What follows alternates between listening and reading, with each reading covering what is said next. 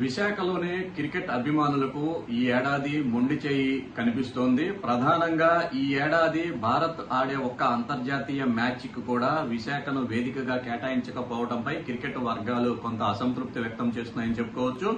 అలాగే ఐపీఎల్లో కొన్ని మ్యాచ్లైనా విశాఖకు కేటాయిస్తారు అని ఆశగా ఎదురు చూసిన అభిమానులకు నిరాశ ఎదురైంది.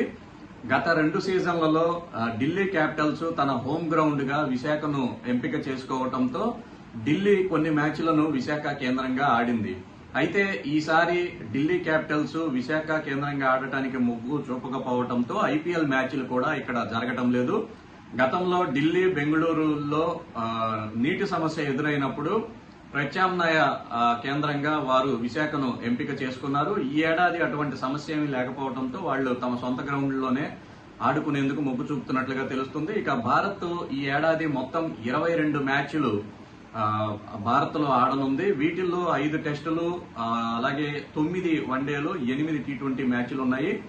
ఈ 22 మ్యాచ్లకు సంబంధించి 17 వేదికలను బీసీసీఐ సెలెక్ట్ చేసింది. ఈ 17లో కూడా విశాఖ లేకపోవడంతో క్రికెట్ అభిమానులు తీవ్ర నిరాశ చెందుతున్నారు.